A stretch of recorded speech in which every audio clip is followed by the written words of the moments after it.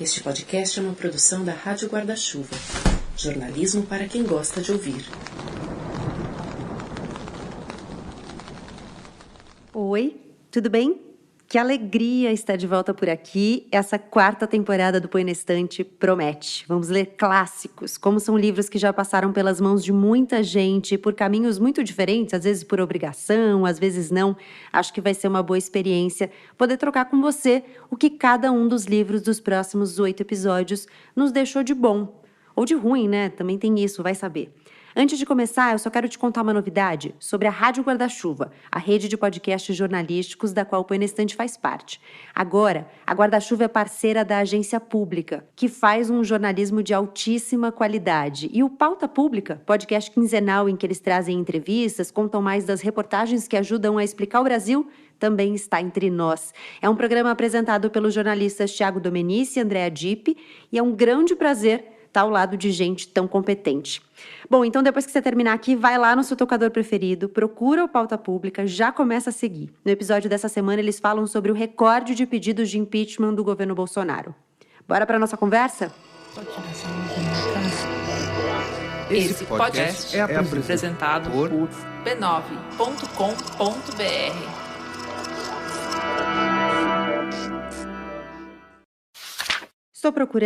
Estou procurando. Estou tentando entender, tentando dar a alguém o que vivi e não sei a quem, mas não quero ficar com o que vivi. Não sei o que fazer do que vivi, tenho medo dessa desorganização profunda. Não confio no que me aconteceu. Aconteceu-me alguma coisa que eu, pelo fato de não a saber como viver, vivi numa outra. A isso quereria chamar desorganização e teria a segurança de me aventurar, porque saberia depois para onde voltar, para a organização anterior.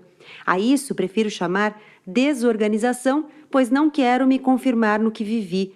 Na confirmação de mim, eu perderia o mundo como eu o tinha, e sei que não tenho capacidade para outro. Se eu me confirmar e me considerar verdadeira, estarei perdida, porque não saberei onde engastar meu novo modo de ser. Se eu for adiante nas minhas visões fragmentárias, o mundo inteiro terá que se transformar para eu caber nele. Perdi alguma coisa que me era essencial e que já não me é mais. Não me é necessária, assim como se eu tivesse perdido uma terceira perna, que até então me impossibilitava de andar, mas que fazia de mim um tripé estável. Essa terceira perna eu perdi e voltei a ser uma pessoa que nunca fui. Voltei a ter o que nunca tive, apenas as 2 pernas.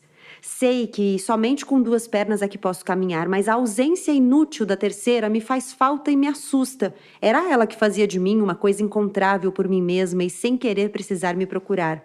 Estou desorganizada porque perdi o que não precisava? Nesta minha nova covardia, a covardia é o que de mais novo já me aconteceu, é a minha maior aventura. Essa minha covardia é um campo tão amplo que só a grande coragem me leva a aceitá-la. Na minha nova covardia, que é como acordar de manhã na casa de um estrangeiro, não sei se terei coragem de simplesmente ir. É difícil perder-se. É tão difícil que provavelmente arrumarei depressa um modo de me achar, mesmo que achar-me seja de novo a mentira de que vivo. Até agora, achar-me era já ter uma ideia de pessoa e nela me engastar. Nessa pessoa organizada, eu me encarnava e nem mesmo sentia o grande esforço de construção que era viver. A ideia que eu fazia de pessoa vinha de minha terceira perna, daquela que me plantava no chão. Mas e agora? Estarei mais livre?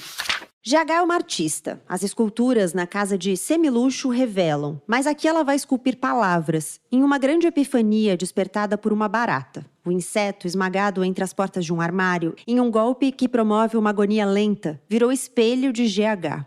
A casca marrom carrega a história do mundo todo, e a massa melequenta branca que a barata expulsa enquanto é esmagada traz em si as buscas, as agonias, as dores e as aflições que a protagonista narradora passa a acessar e dividir com os leitores. Com a intensidade de quem mergulha nas profundezas da alma depois de um ato inaugural de desintegração. Um esfacelamento do eu, a ruína do que se conhece por vida e por identidade. Diante da morte, uma grande reflexão sobre a existência, sobre o amor, sobre si. A Paixão segundo GH, romance que não tem cara de romance, de Clarice Lispector, é o tema dessa estreia da 4ª temporada do Põe na Estante, que já começou.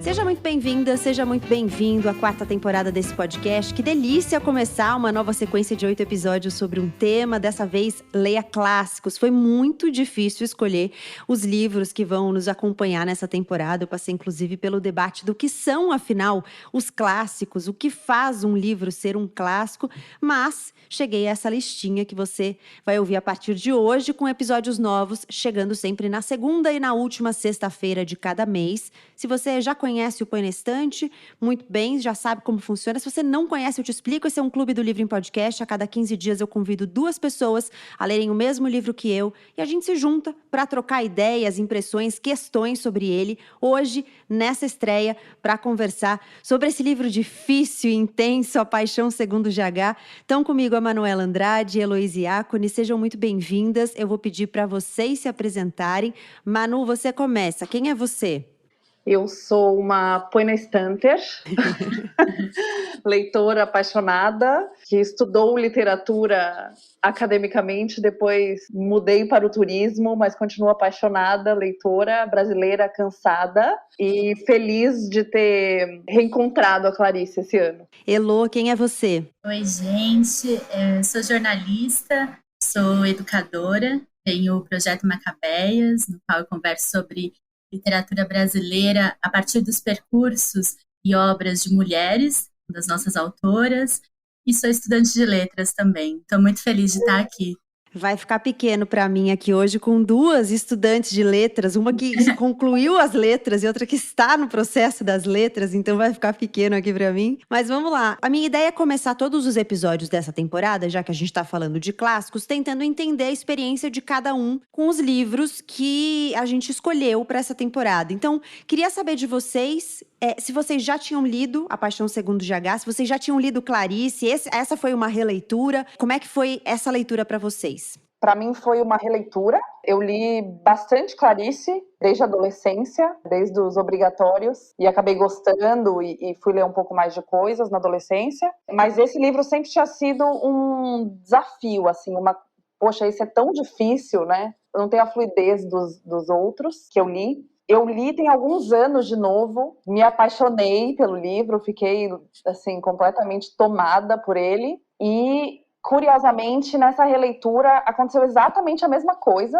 É como se, de alguma forma, é como se fosse uma leitura nova para mim. Eu falava, nossa, eu não lembrava disso, como? Que coisa incrível! É um livro que deixa a gente até enjoado em alguns momentos, né? Tomado mesmo pela rapidez do pensamento dela e essa subjetividade sendo vomitada em cima da gente, assim. Sim, é um fluxo de consciência bem intenso, né? Elô, como foi para você? Para mim também foi uma releitura. Esqueci de falar no começo, mas eu sou clariciana de carteirinha, então já tem alguns anos que Clarice perpassa vários âmbitos da minha vida. E A Paixão Segundo GH, a primeira vez que eu li, eu tinha 15 anos, então já vai fazer 10, não é tanto assim, mas eu releio todos os anos. Eu costumo brincar que ele é como se fosse minha Bíblia, é o meu livro de cabeceira, e todo começo de ano eu releio ele. E aí a última vez foi essa madrugada. Então, tá bem fresquinho. Foi casadinho, né? Nem foi combinado, nem sabia que você relia todo início de ano, mas enfim, o convite casou certinho. Para mim também foi uma releitura, mas foi muito diferente ler agora e ter lido também, eu li na adolescência, assim. Eu fui atrás de Clarice por uma história que, quando eu tava na escola, eu tinha um professor de literatura que outro dia eu até fiquei procurando nas redes sociais para ver se eu descobria ele, eu achava ele, porque eu queria muito saber o que aconteceu com a vida dele, assim, o que ele tá fazendo hoje. Ele chamava Eduardo. E ele fazia a gente escrever muito. E aí um dia eu entreguei um texto pra ele e ele me chamou assim, ele falou assim, você já leu Clarice? Aí eu falei, não, nunca li. Aí ele falou, você tem muito de Clarice nos seus textos. Aí eu fiquei me achando, né, porque eu sabia que a Clarice era importante, eu fiquei me achando, mas não sabia o que isso significava, porque eu nunca tinha lido Clarice. Aí eu comecei a ler Clarice e eu falei assim, meu Deus, agora relendo, eu lembrei dessa fala dele, relendo esse livro, e eu falei assim, gente, eu devia ser muito doida quando eu tava na escola. Será que eu escrevi umas coisas assim? O que estava acontecendo? Então eu fiquei pensando muito nisso. Mas, ao mesmo tempo, eu me enxerguei muito, muito, muito nesse livro que não tinha acontecido lá atrás. Eu me enxerguei muito nessa personagem, que é essa mulher de H, né? Que a empregada dela vai embora e o quarto lá tá vazio, o quarto dela, e ela vai lá pra arrumar. Ela diz que gosta de organizar e tal. E aí, ela tem esse encontro com essa barata que vai despertar essa epifania, um fluxo de consciência super intenso. E eu me identifiquei muito com as questões que ela coloca ali, porque são muitas as questões, né? Muitas. E aí tem uma frase em especial que ela fala, que acho que sou eu todinha. Ela fala assim: eu sou mansa, mas minha função de viver é feroz. Essa sou eu. Eu falei, eu sou essa pessoa aí na frente da barata. Quando uma pessoa é o próprio núcleo, ela não tem mais divergências. Então, ela é a solenidade de si própria e não tem mais medo de consumir-se ao servir ao ritual consumidor. O ritual é o próprio processar-se da vida do núcleo. O ritual não é exterior a ele. O ritual é inerente. A barata tem o seu ritual na sua célula. O ritual, acredita em mim porque acho que estou sabendo. O ritual é a marca do Deus. E cada filho já nasce com o mesmo ritual. Eu sei, nós dois sempre tivemos medo de minha solenidade e da tua solenidade. Pensávamos que era uma solenidade de forma, e nós sempre disfarçávamos o que sabíamos, que viver é sempre questão de vida e morte, daí a solenidade. Sabíamos também, embora sem o dom da graça de sabê-lo, que somos a vida que está em nós e que nós nos servimos. O único destino com que nascemos é o do ritual. Eu chamava máscara de mentira e não era. Era a essencial máscara da solenidade. Teríamos de pôr máscaras de ritual para nos amarmos. Os escaravelhos já nascem com a máscara com que se cumprirão. Pelo pecado original, nós perdemos a nossa máscara. Olhei. A barata era um escaravelho. Ela toda era apenas a sua própria máscara. Através da profunda ausência de riso da barata, eu percebia a sua ferocidade de guerreiro. Ela era mansa, mas sua função era feroz. Eu sou mansa, mas minha função de viver é feroz. O amor pré-humano me invade. Eu entendo. A forma de viver é um segredo tão secreto que é o rastejamento silencioso de um segredo. É um segredo no deserto. E eu certamente já sabia. Pois a luz do amor de duas baratas me veio a lembrança de um amor verdadeiro que eu tivera uma vez e que não sabia que tivera, pois amor era então o que eu entendesse de uma palavra. Mas há alguma coisa que é preciso ser dita. É preciso ser dita. Pra gente falar um pouco sobre as emoções que ele provoca, porque é um livro de muitas subjetividades, acho que você falou bem, Manu, e você até falou, né, em alguns momentos dá até um enjoo e tal. Sem a gente dar muito spoiler, apesar de que eu acho que clássico o spoiler devia prescrever, mas tudo bem. Sem a gente dar muito spoiler, o que te provocou, assim? O que te trouxe de sensações? Tem alguma parte em especial que te incomodou mais? O que isso gerou em você? Para mim, essa coisa dela falando e trazendo as questões na velocidade que ela traz foi o que me deu essa... Talvez enjoo não seja a palavra. Acho que vertigem é uma palavra mais adequada. Porque é um pouco olhar para um abismo, né? Ou estar no topo de um prédio e olhar para baixo e todas essas questões misturadas, assim. Tem vários trechos que me pegaram, mas tem um trecho que eu fiquei bem... Ele tá mais pro final, e a hora que eu li esse texto é como se ele tivesse explicado a minha relação com a parte anterior, que é uma parte em que ela explica o porquê ela era apegada a uma dor de estômago. É muito bom esse trecho. Porque a dor de estômago dava para ela a esperança de um dia não ter mais dor de estômago. Uhum. O quanto essa felicidade desesperada, no sentido de não ter esperanças, né, é uma coisa mais pura, eu diria. Para mim é por aí que vai, né? É até onde a gente se engana com coisas que talvez a gente tenha sido ensinada a tratar como felicidade. E quais são os sintomas que a gente cria para lidar com isso? E também que felicidade não é necessariamente uma coisa só, né? A Clarice, ela lida muito com a ambiguidade dos sentimentos. Então, nesse mesmo livro, ela fala sobre um horrível mal-estar feliz ou um alegre horror. Então, ao mesmo tempo que é alegre, é um horror. Como que você vai sentir essas duas coisas que teoricamente são díspares, mas ao mesmo tempo? E a gente sente. Então, eu acho isso muito interessante, acho que vai nessa linha. Eu acho que o fato de ser um livro sobre a paixão, né? Eu fui pesquisar sobre a paixão segundo Jesus Cristo, porque é o que a gente tem de referência fundamental, né? Até porque muitos de nós têm uma formação cristã quando crianças e tal, né? E eu fui pesquisar mais sobre a paixão segundo Jesus Cristo. Eu já tinha um pouco na minha cabeça, porque eu tive uma formação cristã, especificamente católica. E aí eu fui ler sobre esse momento que são basicamente as horas finais, né, da vida de Jesus. Ele tá morrendo e é aquele sofrimento dele, é a agonia dele, né? Que é o que a Clarice vai reproduzir aqui a partir da morte da barata, que, como a barata vira um espelho dela e um espelho, em alguns momentos um espelho do indivíduo, em alguns momentos um espelho da coletividade, né? Você tem meio que uma morte do sujeito ali, uma morte do eu, né? Então, uma desintegração. Eu li muito como um processo de desintegração, de desarticulação, de desmontar quem você é, né? Você vai tirando as suas pecinhas. E acho que ela faz isso muito bem, porque quando ela vai colocando essas dores, quando ela vai colocando as angústias que ela tem e essas ambiguidades todas, que é basicamente o que nos constrói, né? Somos feitas e feitos de ambiguidades. Quando ela vai tirando isso, vai colocando isso no papel e ela conversa com o leitor, né? Ela vai dizendo que sabe que você tá lendo e em alguns momentos, tem um momento que ela fala assim, eu sei que é difícil pegar na minha mão e vir comigo. Então ela sabe que ela tá te levando para um lugar intenso, que tá difícil continuar acompanhando o fluxo de consciência dela, mas ela te convida para participar dessa desintegração, né, dessa desmontagem do eu. A própria epígrafe do livro é exatamente isso, né? Você chegar ao não eu para poder depois chegar a um eu, ou um novo eu. Então ela já dá essa dica no próprio comecinho, antes do livro começar de fato. Exato. Exatamente. É uma síntese boa do livro essa, né? Basicamente, vou resumir aqui para vocês o que eu vou falar nas próximas 190 páginas. Dá-me a tua mão.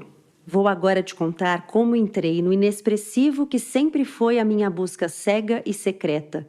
De como entrei naquilo que existe entre o número 1 e o número 2, de como vi a linha de mistério e fogo e que é linha subreptícia.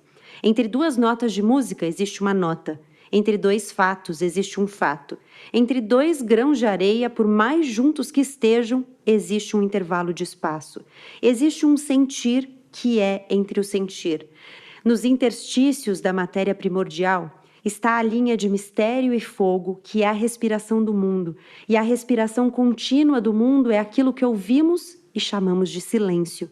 Não era usando como instrumento nenhum de meus atributos que eu estava atingindo o misterioso fogo manso daquilo que é um plasma. Foi exatamente tirando de mim todos os atributos e indo apenas com minhas entranhas vivas. Para ter chegado a isso, eu abandonava a minha organização humana, para entrar nessa coisa monstruosa que é a minha neutralidade viva. Sei, é ruim segurar minha mão. É ruim ficar sem ar nessa mina desabada para onde eu te trouxe sem piedade por ti, mas por piedade por mim. Mas juro que te tirarei ainda vivo daqui. Como flui para vocês esse fluxo de consciência? Porque tem fluxos de consciência que casam mais com a gente, né? Com o nosso fluxo de consciência, a gente embarca mais. E tem outros que a gente embarca menos, que é mais travado. Como é que fluiu para vocês? Eu acho interessante falar que, na verdade, antes de eu ler Clarice, eu conheci Clarice. Então, na verdade, eu não conheci Clarice pelas palavras em primeiro momento, eu conheci a imagem dela.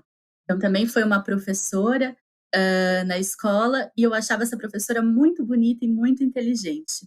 E aí eu pensava, com os meus 11 anos, eu quero ser bonita e inteligente como ela. E aí comecei a procurar os livros que ela lia. E ela estava com A Hora da Estrela, eu falei, vou ler também.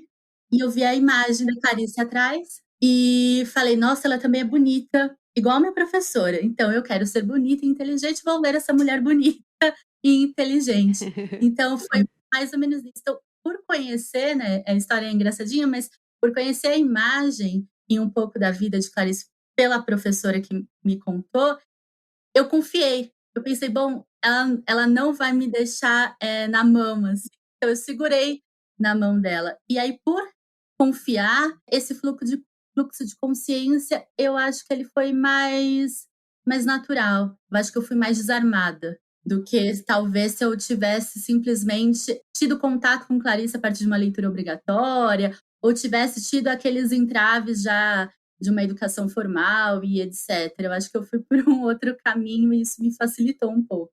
Para mim, uma coisa que chamou muita atenção nessa releitura, eu li adolescente, li adulta, mas um pouco mais jovem do que agora, eu tenho 35 hoje. Nessa leitura agora, foi muito mais fluida do que todas as outras vezes. E aí tem a cartinha da Clarice aos possíveis leitores, logo no começo do livro, que fala que ela gostaria que fosse lido por pessoas de alma já formada. E essa inquietação dessa mulher e várias questões que ela traz são basicamente a vida da mulher de 30 e vários, e um pouco como a nossa cabeça funciona mesmo. Então, foi muito mais fluido ler hoje do que já foi, e muito mais fluido do que ler, por exemplo, Virginia Woolf, que é alguém que eu amo. Miss Dalloway, para mim, é um dos top 5 da vida, mas tem um outro ritmo. Acho que as questões são um pouco diferentes, né? O momento, e aqui é o que você falou, Gabi, identificação, né? A gente pega na mão dela e vai mesmo, né?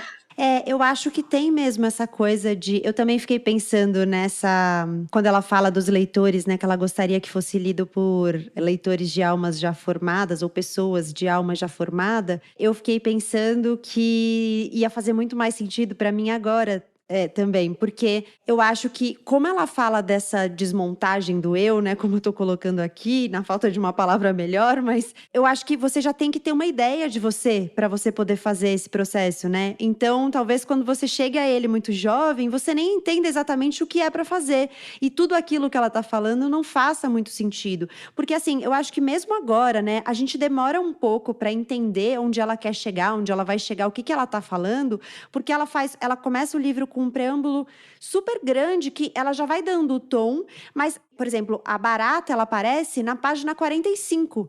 Então, são 45 páginas dela apresentando um pouco dela, da vida dela e tudo mais, até ela chegar nesse lugar em que vai ter a Barata, e aí sim você vai entender qual é o processo em que ela vai entrar.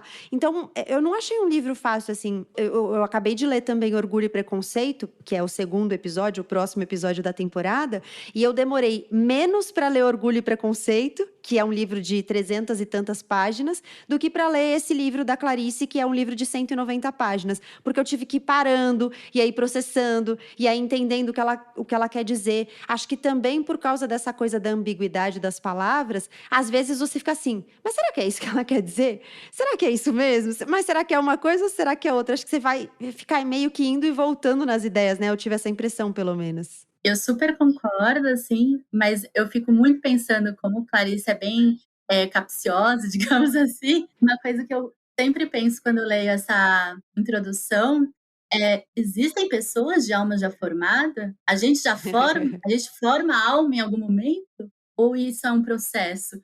Como a GH também é um processo. E aí, dependendo da altura da sua vida, você entende aquilo de uma forma e de outra, enfim, vai mudando sua compreensão. Uma coisa da maturidade, para mim, é entender que uma alma formada não é controle nem conhecimento absoluto de nada, muito pelo contrário. Sim. É a consciência da completa e absoluta falta de controle, e o que a gente pode é só buscar autoconhecimento, né? Uma frase que me chamou muita atenção, que ela fala, terei que correr o sagrado risco do acaso. E para mim, a maturidade trouxe isso. A gente escolher os riscos do acaso que a gente quer. Uhum. E eu acho que quando a gente é mais jovem, é mais difícil essa escolha. A sensação de controle, talvez, ela engane mais a gente. E talvez a gente possa pensar na alma formada, não como a alma terminada, né? Sim. Mas formada, minimamente formada. Você tem ali um esqueleto e você vai ver como é que você preenche esse esqueleto no fim das contas. Talvez algo nesse sentido, sabe? Exatamente, E eu acho que, ainda que seja um livro difícil, eu acho que ela já vai deixando claro desde o início o que é que está acontecendo, né? Porque, por exemplo, ela vai falando que... Ela já começa dizendo que ela perdeu algo essencial ali. Ela deixa claro que ela perdeu uma coisa essencial. Ela fala bastante da questão da desorganização e tal. E fala de uma desilusão também. Então, você meio que vai entendendo que ela vai entrar num processo de tentar organizar algo. E no começo é uma organização física, física, né? Então ela vai arrumar o quarto. E aí passa a ser uma organização subjetiva a partir daí, né? Sim. Uma coisa que me chamou bastante atenção também, que ela fala mais de uma vez coisas do tipo: eu perdi o medo do feio, eu perdi o medo do olhar do outro, nesse sentido, né, de ser feia ou de estar fazendo algo não adequado. E eu acho que essa reorganização dela, que talvez para mim seja isso, né, ela fala da desorganização e de uma desconstrução para reconstruir, reorganizar. Talvez passe muito por isso, porque ela acaba questionando muito nela mesma vários pontos sociais, preconceitos, questões de gênero, expectativas em cima da mulher, da classe social em que ela vive. Então, eu senti essa reconstrução se permitindo tirar um pouco isso da frente. Eu acho muito interessante quando você fala, Manu, sobre as questões sociais, enfim, porque uma coisa que me chama muita atenção em A Paixão Segundo GH é que, para mim, esse livro ele tem os 3 pilares essenciais, digamos assim, da literatura, que é o trabalho com a linguagem, que ele é extremamente permeado, o trabalho com a linguagem, que é a questão do eu e a questão do outro, a questão social. Então, a Clarice, muitas vezes, ela é tida como uma autora que não liga para o social, que não liga para o político, e eu acho isso totalmente absurdo, porque, primeiro, que uma mulher escrevendo não tem como não ser político, e também que ali está falando sobre branquitude, está falando sobre racismo, sobre classe social, sobre várias coisas. A relação dela com a Janaíra é empregada, é completamente permeada por todas as camadas sociais. Ela fala sobre aborto.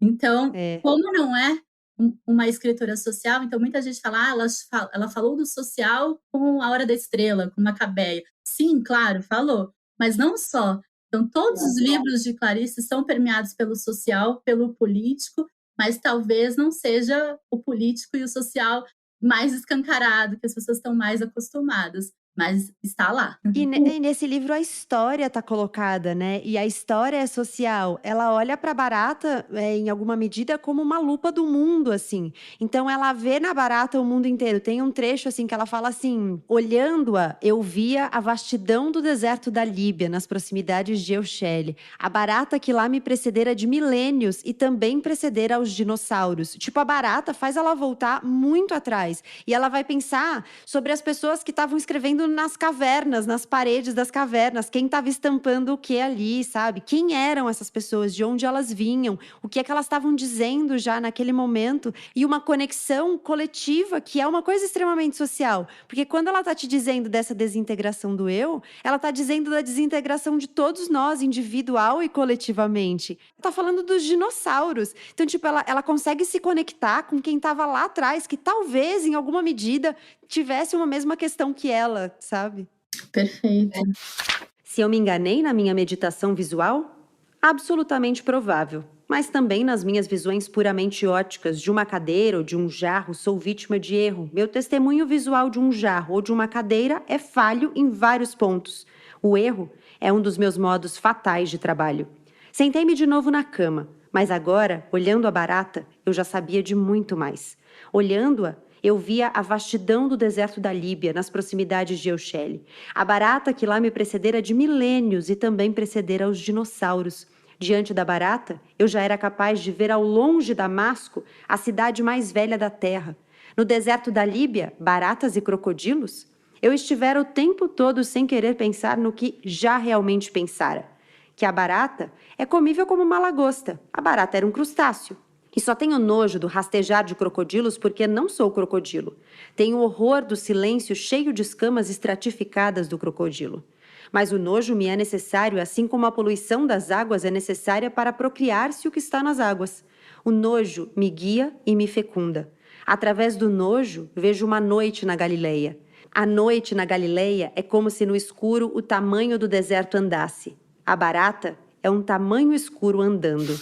Uma coisa que eu pensei enquanto a Elo falava, que foi uma ficha que me caiu lendo assim, e eu falei, poxa, recentemente eu li o Maternidade, da escritora canadense. Teve toda uma discussão de que era o primeiro livro que falava sobre uma mulher que escolhe não ter filhos. E lendo o Paixão Segundo GH, eu fiz, só um minuto, não foi o primeiro livro Aqui isso está dito claramente, né?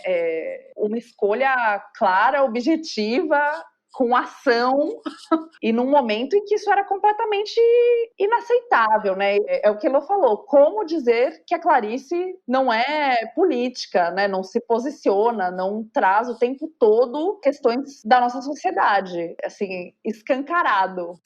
Concordo plenamente. Eu acho, assim, muito, muito interessante também pensar que A Paixão de Segundo GH, ele encontra, enfim, ele é uma aglutinação, digamos assim, de vários temas, de vários motivos, de vários tópicos que são extremamente recorrentes na obra de Clarice. A barata é algo que não está só na Paixão de Segundo GH, ela tem um conto chamado A Quinta História, que é exatamente sobre esculpir baratas. A GH é escultora, ela volta a essa questão. Tem a questão, se não me engano, ela cita em algum momento a galinha, que também é um animal extremamente recorrente na obra de Clarice.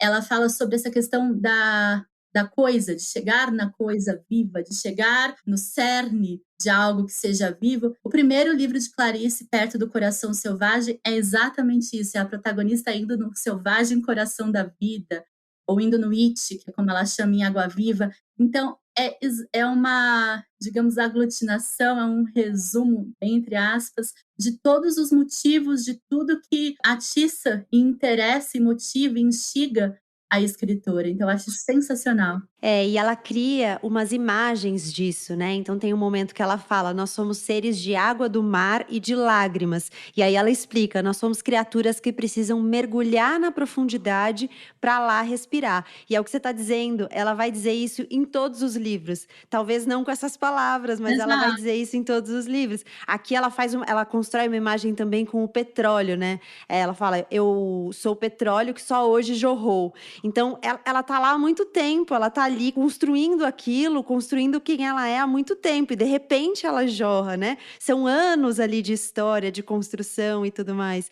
E essa ideia de você ir à profundidade, às profundezas, é um pouco essa ideia também de você ir para dentro, né? De você olhar o cerne das coisas, assim, que é realmente algo que aparece muito. E agora, eu não tinha me tocado, não tinha feito essa associação, mas agora você lembrou do livro Água Viva, e eu lembrei que é exatamente a imagem que eu construí quando ela fala que nós somos seres de água do mar e de lágrimas. É bem a imagem de uma água viva, basicamente. Na verdade, todos os livros de Clarice, todas as histórias dela, são mergulhos. São mergulhos na profundeza do ser, na profundeza da sociedade, enfim.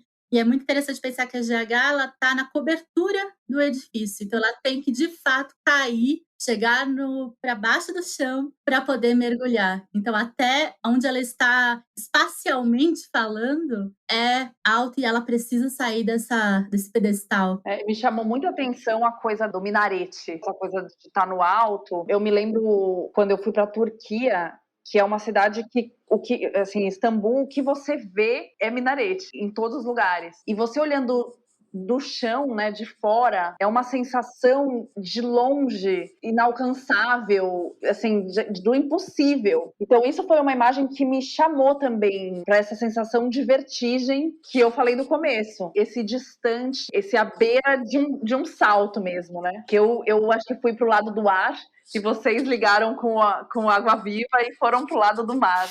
Olhei para baixo. 13 andares caíam do edifício. Eu não sabia que tudo aquilo já fazia parte do que ia acontecer. 1000 vezes antes, o movimento provavelmente começara e depois se perdera. Dessa vez, o movimento iria ao fim e eu não pressentia. Olhei a área interna ao fundo dos apartamentos para os quais o meu apartamento também se via como fundos. Por fora, meu prédio era branco com lisura de mármore e lisura de superfície. Mas por dentro, a área interna era um amontoado oblíquo de esquadrias, janelas, cordames e enegrecimentos de chuvas, janela arreganhada contra janela, bocas olhando bocas. O bojo de meu edifício era como uma usina, a miniatura da grandeza de um panorama de gargantas e cânions. Ali fumando como se estivesse no pico de uma montanha, eu olhava a vista, provavelmente com o mesmo olhar inexpressivo de minhas fotografias. Eu via o que aquilo dizia. Aquilo não dizia nada, e recebia com atenção esse nada, recebia-o com o que havia dentro de meus olhos nas fotografias. Só agora sei de como sempre estive recebendo sinal mudo. Eu olhava o interior da área. Aquilo tudo era de uma riqueza inanimada que lembrava a da natureza. Também ali poder-se-ia pesquisar urânio. Dali poderia jorrar petróleo. Acho que a gente precisa falar sobre o fato de a Clarice ter virado uma celebridade da internet. Gente, eu não me conformo que as frases dos livros dela tenham virado frases motivacionais, porque ela não me parece uma autora nada motivacional. Definitivamente não. Só se fosse do coach de fracassos, né? Muitas das frases que as pessoas colocam não são delas. Tem isso, né? Assim, os vale clássicos, dizer. tudo é Drummond, Pessoa, Caio Fernando Abreu e Clarice Lispector, qualquer frase. Verdade. E a Clarice, assim, às vezes tem umas frases de amor, uma coisa super romântica associada a ela, e a gente dá risada, enfim, né? Quem estudou Clarice, a Elo, certamente mais do que todas nós, você olha aqui e fala... Nós sabem que só existe um livro com romance em todos os livros. Exato.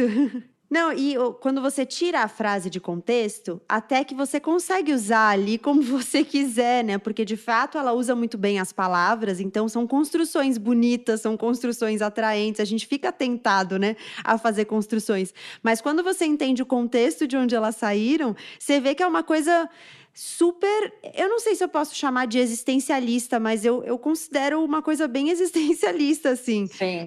Eu acho que ela vai para um lugar muito... Esse lugar da profundeza não é um lugar confortável, não é um lugar, né, que você fica ali felizinho, tranquilo, né? E eu acho interessante pensar, assim, que essa Clarice Pop, digamos, né, que viraliza antes do termo existir na internet, é também... Claro que tem um lugar prejudicial, porque tira muitas vezes do contexto, enfim, traz informações errôneas, etc.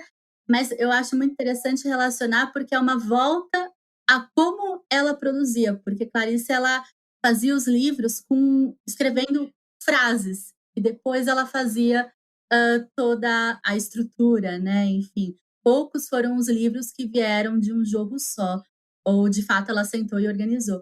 Então, ela escrevia em guardanapo, escrevia em talão de cheque, ia escrevendo, juntando em pastas, e aí depois dava formato de um livro.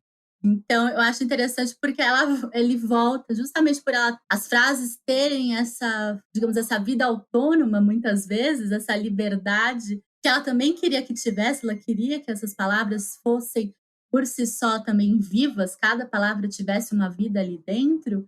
Acho que é por isso, por essa qualidade do texto clariciano, que as pessoas conseguem, digamos, fazer esses recortes, ainda que possamos ter críticas e etc., mas eu acho que é interessante pensar nesse paralelo, que ele acaba retornando à origem de alguma forma. Pensando nesse processo que a Elo falou, me veio um pouco do que a gente estava falando antes sobre a reconstrução dela, da GH. E quanto isso tem de Clarice mesmo, né? De um quebra-cabeças, de juntar as peças. Assim, esse livro é como se ela estivesse terminando um quebra-cabeça e fala, não quero.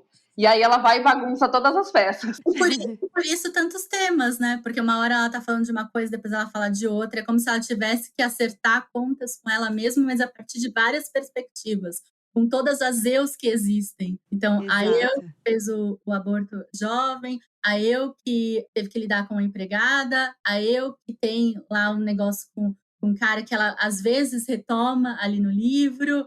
Então, são muitas eus ali dentro. E eu dera o primeiro passo, pois pelo menos eu já sabia que ser um humano é uma sensibilização, um orgasmo da natureza, e que só por uma anomalia da natureza é que, em vez de sermos o Deus, assim como os outros seres o são, em vez de o sermos, nós queríamos vê-lo. Não faria mal vê-lo se fôssemos tão grandes quanto ele. Uma barata é maior que eu porque sua vida se entrega tanto a ele que ela vem do infinito e passa para o infinito sem perceber, ela nunca se descontinua. Eu dera o primeiro grande passo, mas o que me acontecera? Eu caíra na tentação de ver, na tentação de saber e de sentir. Minha grandeza, a procura da grandeza do Deus, levara a minha grandeza do inferno.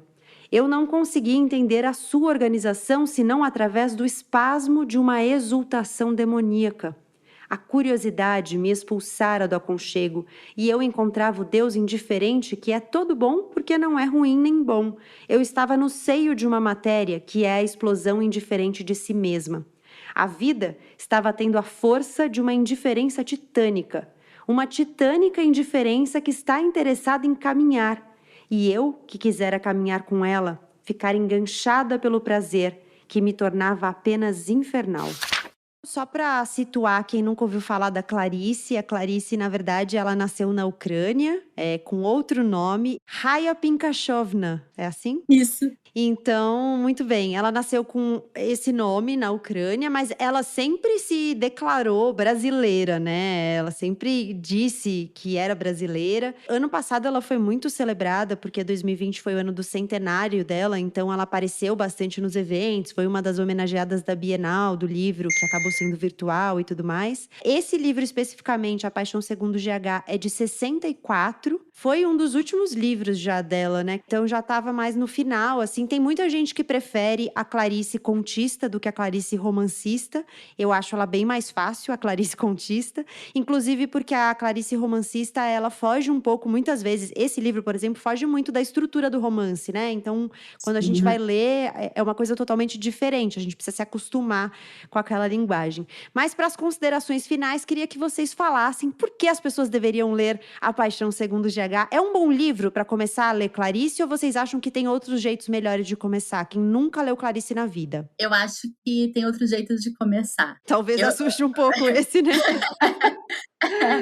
Pegando o que a gente já comentou sobre a questão de alma já formada, a gente precisa também ser já um leitor clariciano, pelo menos minimamente inteirado com o universo dela. Eu recomendo começar com os contos, como a Gabi já citou, especialmente Felicidade Clandestina e Laços de Família, que são 2 livros muito celebrados de contos de Clarice. E as crônicas. No meu TCC de jornalismo, eu estudei as crônicas de Clarice, especialmente as que ela escreveu para o Jornal do Brasil, e acho interessantíssimo, porque é um formato... Ali tem uma Clarice, muitas vezes, bastante pessoal, escrevendo em primeira pessoa, então, basicamente, são conversas, com muitas cutucadas, obviamente, porque é Clarice, mas eu acho que aproxima bastante o leitor por essa informalidade, muitas vezes, que a próprio gênero crônica permite. Então, acho que esses gêneros de texto mais curtos, eu acho que é um bom começo, além de A Hora da Estrela, que é o classicão, assim, também recomendo.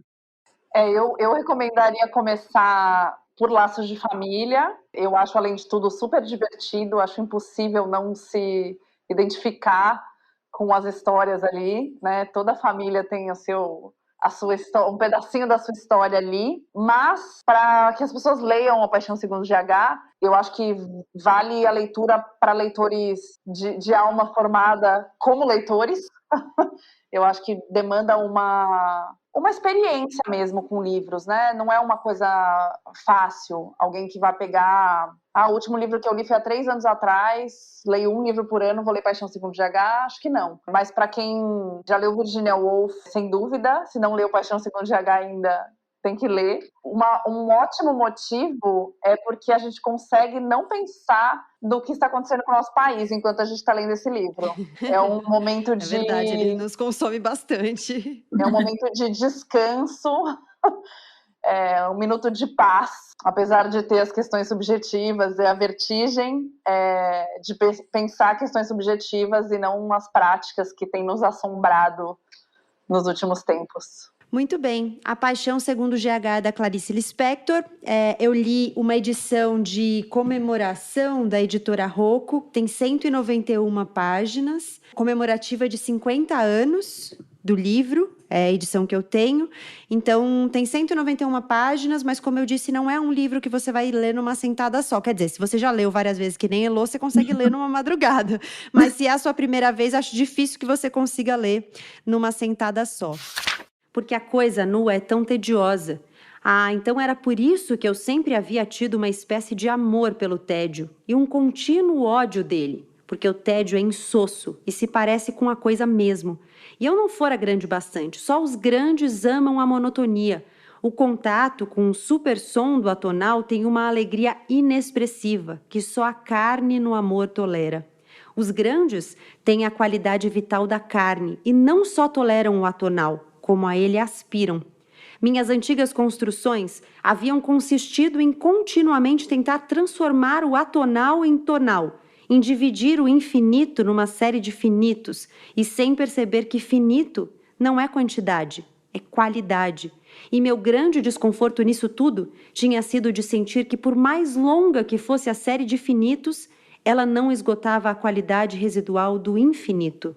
Mas o tédio fora a única forma como eu pudera sentir o atonal. E eu só não soubera que gostava do tédio porque sofria dele. Mas em matéria de viver, o sofrimento não é medida de vida. O sofrimento é subproduto fatal e, por mais agudo, é negligenciável. Eu que deveria ter percebido tudo isso tão anteriormente. Eu que tinha como meu tema secreto o inexpressivo. Um rosto inexpressivo me fascinava. O momento que não era clímax me atraía. A natureza, o que eu gostava na natureza, era o seu inexpressivo vibrante.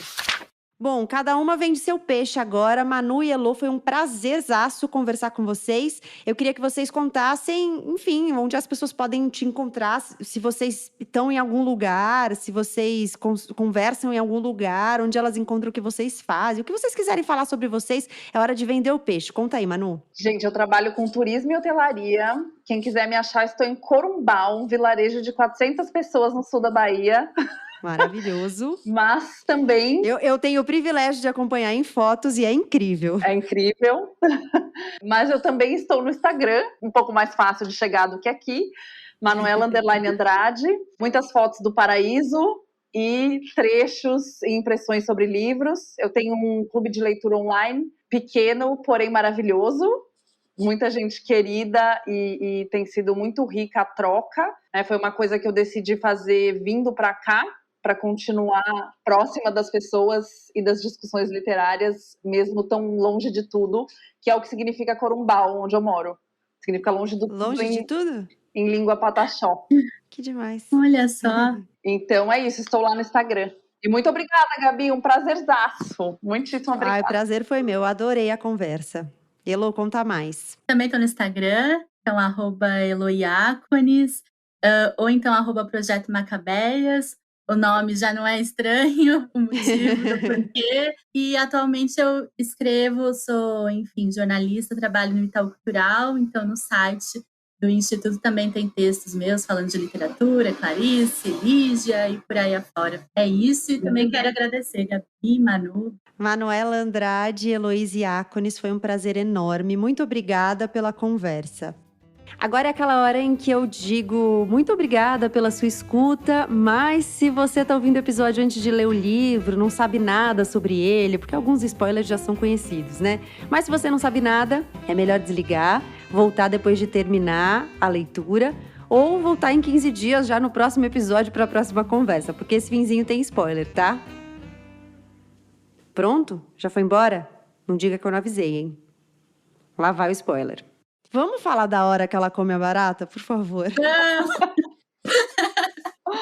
Gente do céu, achei que eu ia morrer. Olha, isso é uma das coisas que eu não lembrava. Em que momento ela falava? Eu não lembrava também. Eu falei, como é que eu não lembrava que ela comia barata, gente? Isso é absolutamente marcante no livro. Como é que eu não lembrava disso? Eu fiquei chocada comigo Eu lembrava mesma. que ela comia, mas eu não lembrava em que hora isso aparecia. Assim, eu ficava, gente, mas e aí? Você ficou na expectativa. Eu também não lembrava dos detalhes. Eu também não lembrava dos detalhes, que ela vai descrevendo a massa branca que tá saindo da barata. Nossa, que coisa. Eu até lembrava dessa parte, mas eu não lembrava que tinha tanto texto, né, tanta coisa antes disso. Na minha lembrança, isso era uma coisa que acontecia antes, assim, acontecia, sei lá, 30% do livro. E aí você fica também na expectativa. Isso eu acho que é uma das coisas que colaborou pro meu enjoo e vertigem, assim, porque você fica esperando ela começar a falar da barata e da massa branca. Eu acho que isso é uma coisa de leitura, de releitura. Eu acho isso muito interessante que a Manu tá falando, porque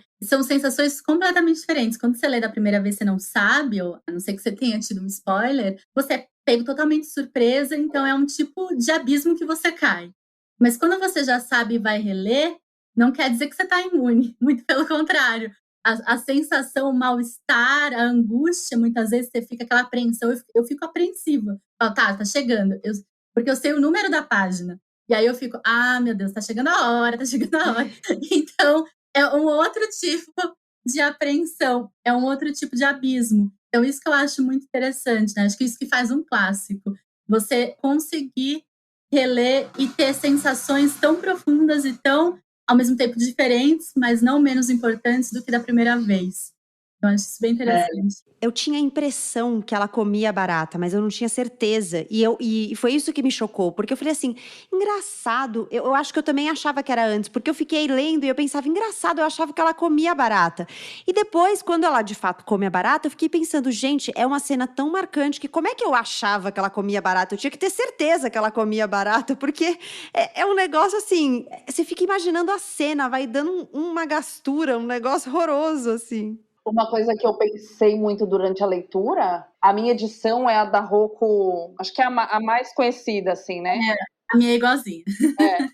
E na orelha, ela fala, ao degustar a pasta branca que escorre da barata morta, e eu fiquei pensando, isso aqui é um crime. Não podia ter isso escrito aqui. Deixa as pessoas lerem e lidarem com a pasta branca na hora da pasta branca. Não precisa dessa informação antes. Mesmo a gente tendo lido e sabendo, é um impacto, né? Assim, eu falei, gente, se eu não soubesse, ia ser mais legal ainda, assim. E eu acho interessante porque, olhando agora em retrospecto, durante todo o livro, até chegar nesse momento, existem outras pastas. Então, ela fala de pasta de dente, ela fala de outras coisas que têm um aspecto semelhante, só que, na verdade, você pensa, só jogou ali. Você nem dá muita atenção.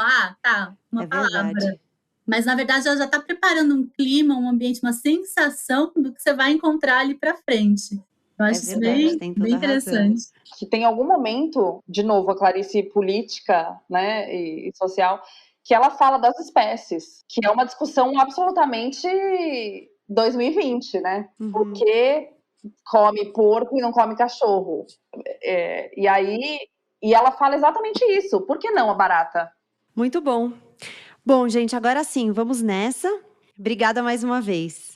É isso, chegamos ao fim de mais um episódio do Põe na Estante. Muito obrigada pela sua companhia. Como faz tempo que a gente não se encontra, eu quero te lembrar que o Põe na Estante está no catarse.me/Põe na Estante e lá você consegue contribuir com esse projeto com qualquer valor a partir de R$5. Com o apoio de ouvintes como o Luiz Gustavo e o Anderson, eu, Gabriela Maier, já divido as funções por aqui com o Vitor Coroa e com o Arthur Maier. Eu cuido da produção, do roteiro, da edição, a mixagem fica com o Vitor e o Arthur é quem faz as capas dos episódios. O Põe na Estante está no Twitter e no Instagram como @põenestante e no Instagram tem um post no feed com todos os livros dessa temporada. Então, se você quiser ler os próximos para nos acompanhar, vai lá que você vai descobrir quais são as próximas leituras. Na última sexta-feira de fevereiro, a gente se encontra de novo. Obrigada mais uma vez pela companhia, pela escuta e até lá!